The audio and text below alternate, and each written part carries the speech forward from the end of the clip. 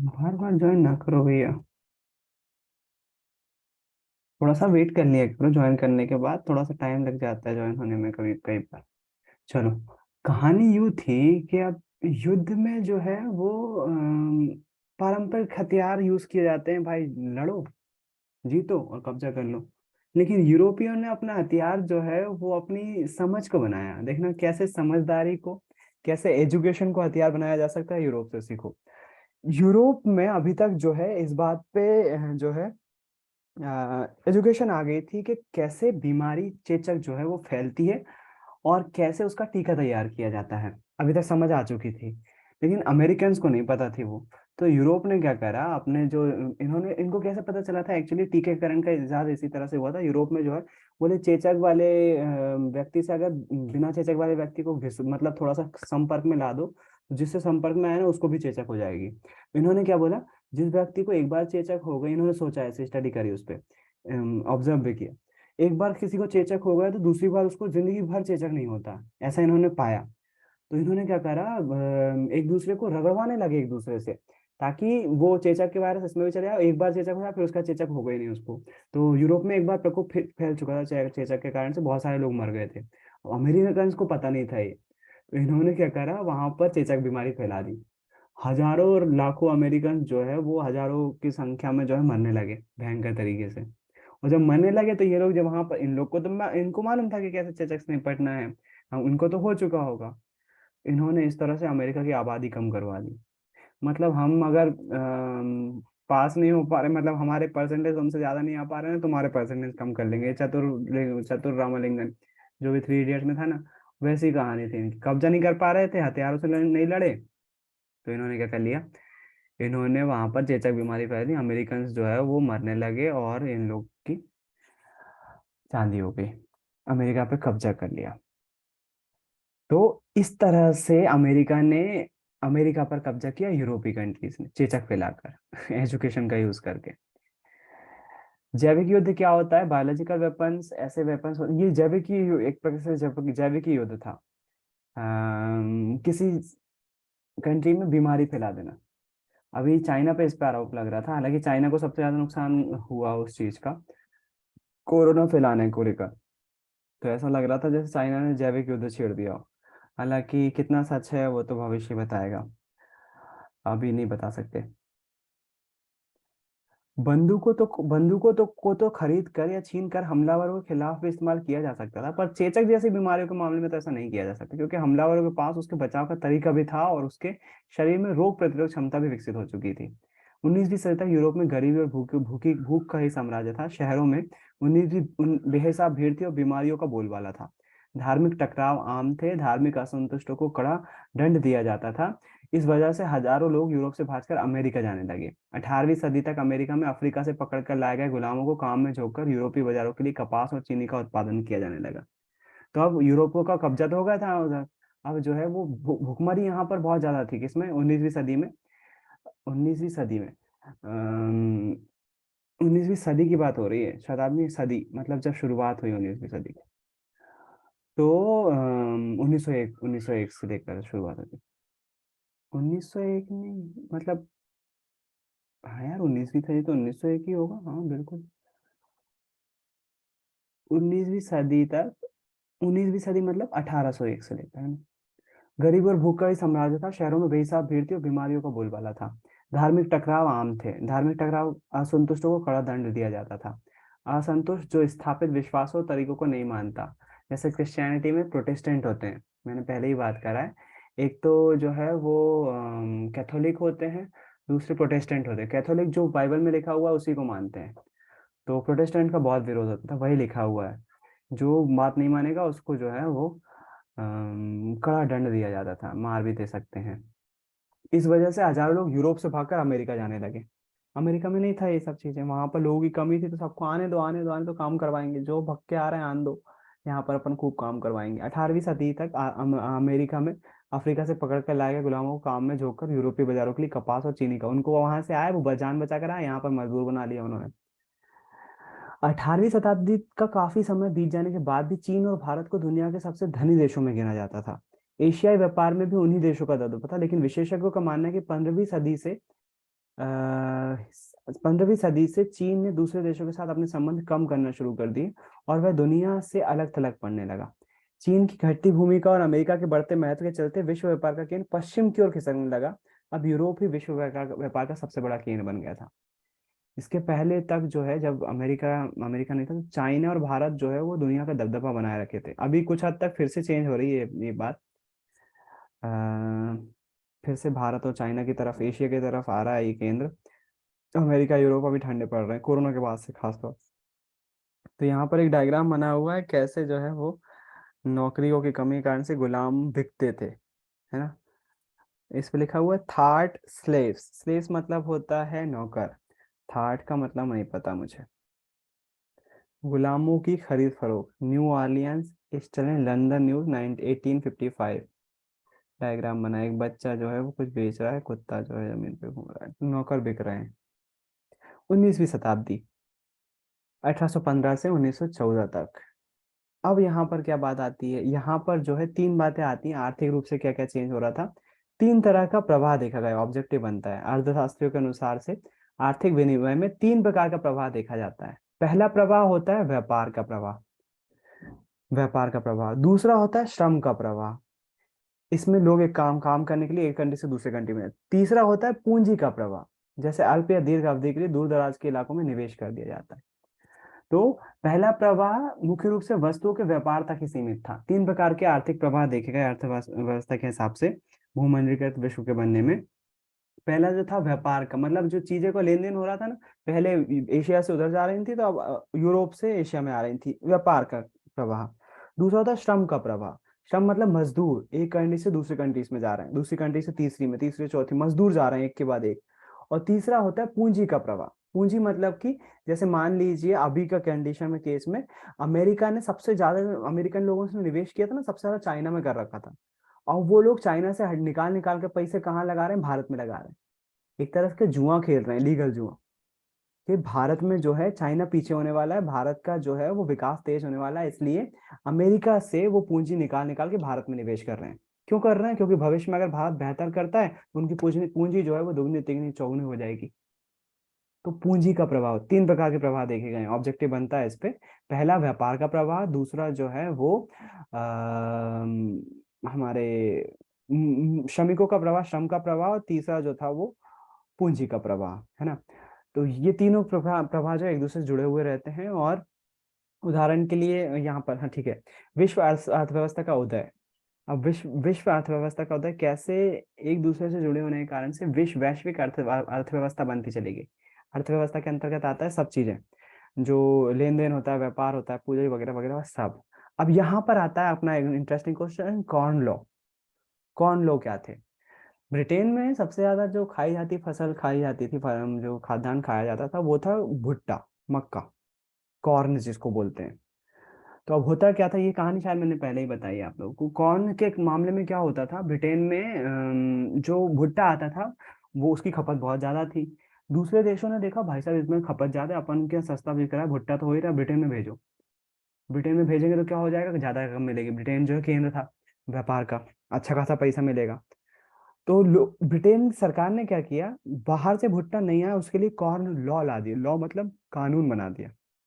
मतलब बहुत सा वो आपने देखना है, व्यापारिक अवरोध, अवरोधक। तो इन्होंने अवरोध उत्पन्न कर दी ताकि ब्रिटेन में बाहर से भुट्टा ना आ पाए। इन लोगों ने बिना सोचे समझे ये नियम जो है वो लागू कर दिया ब्रिटेन में। अब हुआ यूं कि ब्रिटेन में जितना भुट्टा होता था वो पर्याप्त नहीं था। लोग बाग जो है वो गुस्से में आ गए क्योंकि भुट्टा खत्म हो जा रहा था, महंगी कीमतों पे बिक रहा था। भुट्टा इतना ब्रिटेन में हो ही नहीं रहा था जितनी खपत थी। तो फिर मतलब उनको फिर आनंद फानन में वो जो कॉर्न लॉ लाए थे वो, उसको खत्म करना पड़ा ताकि बाहर से भुट्टा आ सके। और ब्रिटेन में जो विद्रोह पनप रहा था, लोग बाग बुरा मान रहे थे, सरकार के खिलाफ हो रहे थे, वो खत्म हो जाए। तो ये था कॉर्न लॉ, छोटी सी कहानी, लेकिन इस पे क्वेश्चन बनता है कॉर्न लॉ क्या था और कैसे खत्म हुआ, क्या करा इस पे, है ना। तो कॉर्न लॉ के निरस्त हो जाने के बाद बहुत कम कीमत पर खाद्य फसलों का आयात किया जाने लगा। आयातित खाद्य पदार्थों की लागत ब्रिटेन में पैदा होने वाले खाद्य पदार्थों से कम थी। फलस्वरूप ब्रिटिश ब्रिटिश किसानों की हालत बिगड़ने लगी, क्योंकि वह आयातित माल की कीमत पर मुकाबला नहीं कर सकते थे। जाहिर सी बात है, उनकी कीमत ज्यादा लग रही होगी और बाहर से सस्ते में आ रहा होगा भुट्टा, तो ब्रिटेनी किसान की हालत खराब हो गई। हजारों लोग बेरोजगार हो गए, गाँव से उजड़ कर या तो शहरों में चले गए, दूसरे देशों में चले गए। फिर उसके बाद जिक्र आता है क्या बोलते, जो मजदूर थे, किसान थे, जिनका सत्यानाश हो गया था, वो इधर से उधर जाने लगे। तो यहाँ पर जो है वो पूरी चीज एक लाइन आती, 19वीं सदी में यूरोप के लगभग 5 करोड़ लोग अमेरिका और ऑस्ट्रेलिया में जाकर बस गए। 5 करोड़ लोग 19वीं सदी में अमेरिका और ऑस्ट्रेलिया में जाकर बस गए। आज जो अमेरिका ये दम भरता है कि हम जो दूसरे देश से लोग बाग आ रहे हैं उनको अपने देश में घुसने नहीं देंगे, वो खुद जो है प्रवासियों से बना हुआ है। दूसरे देश से जो है लोग बाग वहां पर गए हुए हैं, रचे बसे हैं, जिसके कारण से अमेरिका बना हुआ। अमेरिका का खुद का कुछ इतिहास नहीं है। हमारा बहुत सालों पुराना इतिहास है, हमारा जितना है हमसे बहुत लेटेस्ट, हमारे बाद में बना है अमेरिका, हमारे देश। हमारा इतिहास उनसे ज्यादा पुराना है। अनफॉर्चुनेटली हमको मालूम नहीं है ज्यादा उसके बारे में, क्योंकि कई चीजें घटनाएं घटी जिसके कारण से हमारा इतिहास मिटता चला गया। लेकिन हमारा इतिहास ज्यादा समृद्ध है उनसे, है ना। तो इस दौरान जो है लाख करोड़ों लोग जो है इधर से उधर गए। तो यही यहाँ पर लिखा हुआ है कि कैसे जो है ये श्रम का प्रवाह कहलाएगा, श्रम का प्रवाह।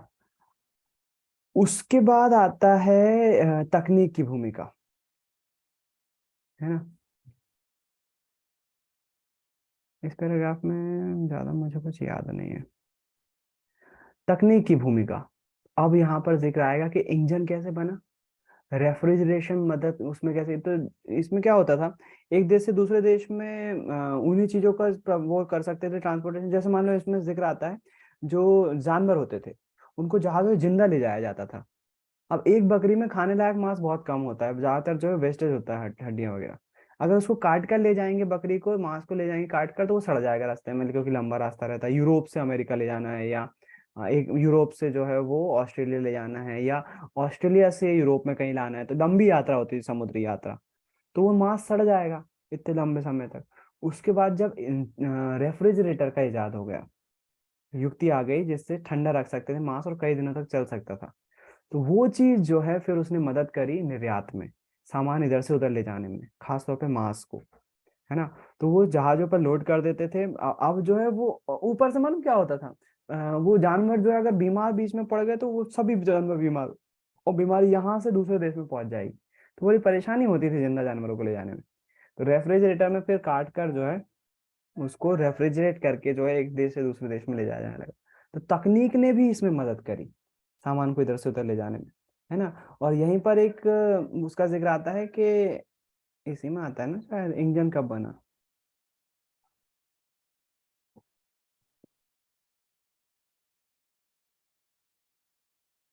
इसमें वही लिखा हुआ है ना, 19 के आखिरी में उपनिवेशवाद।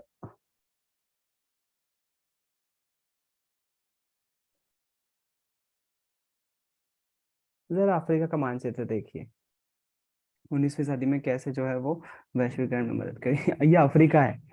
अफ्रीका पे इतने सारे यूरोपीय देशों का कब्जा है। यहाँ पर देखो, ये जो ब्लू वाला एरिया दिख रहा है ये फ्रेंच कॉलोनी है। फ्रेंच मतलब फ्रांस का कब्जा है इस पे। जो ये वाला कलर दिख रहा है आपको, नीचे कलर कोडिंग दी हुई है, ये वाला कलर फ्रांस का एक टुकड़ा यहाँ पर है। एक मेरे ख्याल से आपको यहाँ पर भी दिख रहा है, ये, और इसी कलर का यहाँ पर भी दिख रहा है, मेडागास्कर। उसके बाद ब्रिटिश सरकार का ये है, ये येलो वाला हिस्सा, इस पे ब्रिटेन का कब्जा है दक्षिण अफ्रीका, लेकिन कब्जा किसका है, यूरोपीय कंट्रीज का। ग्रीन वाला देखो, इटली का कब्जा है इस पर। स्पेनिश का कब्जा पिंक वाले पर है। यूरोप की कंट्रीज है और दक्षिण अफ्रीका को कब्जा करके रखा है ना। तो यहाँ पर क्या हुआ, 19वीं सदी के आखिरी में उपनिवेशवाद कैसे बढ़ा, इन लोगों ने दक्षिण अफ्रीका पे कब्जा कर लिया। कैसे कब्जा किया उसके बारे में थोड़ा सा देर में, अभी इसके जस्ट बाद जो है जिक्र आएगा। दुर्भाग्यवश यही हुआ था, अफ्रीका पर कब्जे की कोशिश में लगी प्रतिद्वंदी यूरोपीय ताकतों ने अपने अपने इलाकों बांटने के लिए प्राय इसी तरह का सहारा लिया था।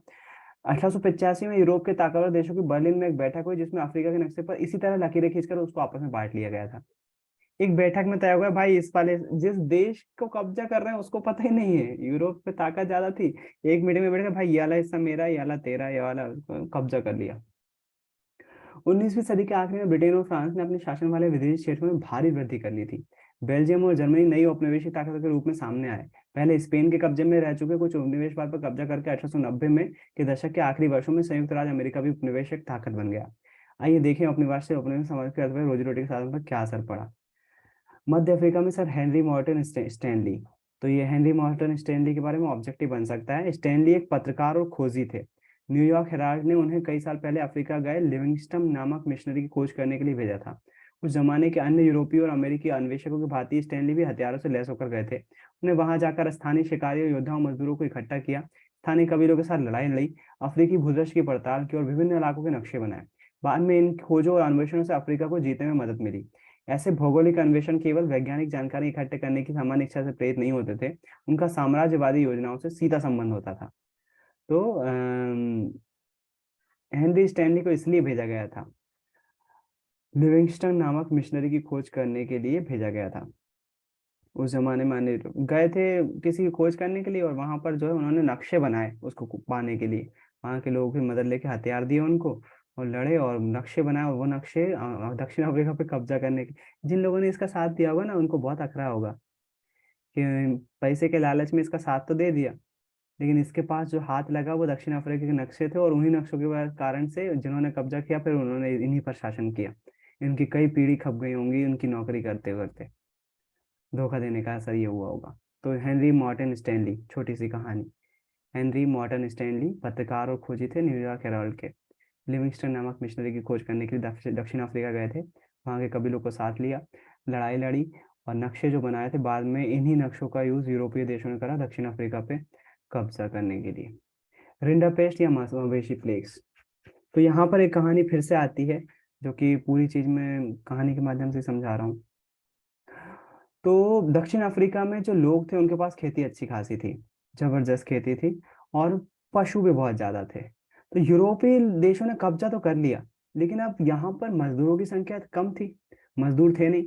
और जो दक्षिण अफ्रीकी लोग थे वो अपनी खेती से खुश थे, वो उनको खेती बहुत पसंद आ रही थी, और बचा कुचा काम मवेशी कर देते थे, पशुपालन से उनका काम हो जाता। तो वो लोग इनके साथ काम करने को तैयार नहीं थे। और जो यूरोप की कंट्रीज थी वो पा रही थी दक्षिण अफ्रीका में खनिजों का भंडार है, खोदने वाले मजदूर चाहिए, कोयला हो चाहे दूसरे कोई खनिज हो, मजदूर तो चाहिए उसको इधर से उधर ले जाने के लिए भी। तो इन्होंने क्या करा, थोड़ी सी चाल चली। पहली चाल चली इन्होंने कि इधर कुछ नियम कायदे बनाए अपने कब्जे वाले इलाके में, कि एक किसान के अगर चार बेटे हैं तो केवल एक किसान को जमीन, किसान के एक बेटे को ही जमीन मिलेगी, बाकी के तीन किसान जो है वो खदान में जाएंगे, उनको जमीन नहीं मिलेगी। एक किसान के एक बेटे को ही जमीन मिलेगी, बाकी खाली हो जाएंगे, खाली होंगे जाएंगे, पेट भरने के लिए कुछ तो करेंगे, तो हमारी नौकरी करो, हम पैसे देंगे तुमको, खदान खोदो, है ना। एक तरीका ये अपनाया। तब ये भी सफल नहीं हुआ जब, तो एक इनका किस्मत ने साथ दिया, एक बीमारी जिसका बड़ा फेमस नाम है और क्वेश्चन भी बन सकता है। रिंडरपेस्ट नामक बीमारी जो है इन्होंने पशुओं में फैला दी, बोलेंगे या फैल गई किस्मत, दोनों ही, है ना। हो सकता है वो जानबूझ के करा, हो सकता है किस्मत ने साथ दिया। रिंडरपेस्ट नामक बीमारी जो थी वो घोड़ों से, एशियाई घोड़ों से जो है वो दक्षिण अफ्रीका में फैली थी, और इसके कारण से दक्षिण अफ्रीका में लाखों जानवरों की मौत हो गई। उसके कारण से ये लोग जो है वो डर गए फिर, और आखिरी में जो है फिर काम करने के लिए मजबूर हो गए, अंग्रेजों के साथ खदानों में जो है वो काम करने के लिए। इस तरह से इन्होंने जो है वो दक्षिण अफ्रीका के लोगों को काम पे लगाया, चालबाजी से और कुछ लक से। प्राचीन काल ये पढ़ोगे ना आप, वही जो मैंने कहानी सुनाई हुई वैसे के वैसे। 19वीं सदी के आखिरी में अफ्रीका के ऐसे उपभोक्ता को कम हुए थे जिनके वेतन के पैसे से खरीदा जा सके। पढ़ोगे तो समझ में आएगा, जो कहानी मैंने बताई वो निचोड़ है इसका। रिंडरपेस्ट नामक विनाशकारी पशु रोग फैल गया अफ्रीका में। सबसे पहले 1880 के दशक में आखिरी में सालों में दिखाई दी थी, और ये जंगल में आग की तरफ है। 90% मवेशियों की मौत हो गई। बहुत बड़ा आंकड़ा है, बहुत बड़ा। 90% मवेशियों को जो है मार डाला रिंडरपेस्ट, केवल 10% बच गए थे। पशुओं के खत्म हो जाने से अफ्रीका की रोजी रोटी के साधन ही खत्म हो गए। अपनी सत्ता और मजबूत करने के लिए अफ्रीका को श्रम बाजार में ढकेलने के लिए वहां के बगान मालिकों, खान मालिकों और औपनिवेशिक सरकार ने बचे खुचे पशु को भी अपने कब्जे में ले लिया। बचे खुचे पशु पर संसाधनों पर कब्जे से यूरोपीय उपनिवेश पूरे अफ्रीका को जीतने का गुलाम बनाने का बेहतरीन मौका हाथ लग गया था। तो उन्होंने दक्षिण अफ्रीका पर इस प्रकार से कब्जा किया। फिर आता है गिरमिटिया मजदूर। क्या होते हैं, अगला टॉपिक जो है वो गिरमिटिया मजदूर। तो गिरमिटिया मजदूर ऐसे मजदूर होते हैं जो भारत के रहने वाले थे, लेकिन अब जो है वो दूसरे देश में चले गए हैं मजदूरी करने के लिए और वहां पर रहने लगे। उदाहरण के लिए यहाँ पर कुछ नाम आएंगे जो कि पता नहीं आप लोगों ने वेस्ट इंडीज के पुराने खिलाड़ी रामनरेश शर्मन को देखा है कि नहीं, उसी का जिक्र यहाँ पर आता है। तो रिंडा ये हमारा जो है वो गिरमिटिया मजदूर उनको बोला जाता है, जो भारत के मजदूर थे। देखो इनको नाम तक ये तख्ती बता रही है, गिरमिटिया मजदूर है ये। और इनके नाम तक नहीं लिखे जाते थे, इनको नाम से नहीं पुकारा जाता था, इनको नंबर दे दिया जाता है। मुझे जहां तक लग रहा है 7 लिखा है या 1 लिखा है मुझे नहीं मालूम, लेकिन 7 लग रहा है। 7360, 7361, 7366, 7371 या 1311, जो भी है। वो नंबर मायने नहीं रखता है, नंबर मायने रखता है इनके नाम तक वो लोग लेना नहीं चाहते थे। इतनी रिस्पेक्ट भी नहीं है कि उनका नाम पता हो। उस नंबर को बुलाओ, उससे काम करवाओ, याला ये काम, ये बात होती थी। और ये लोग काम करते भी थे, क्यों? क्योंकि स्थानीय से तो ज्यादा पैसा मिल रहा था इनको वहाँ। बुरी हालत में रह रहे हैं लेकिन। तो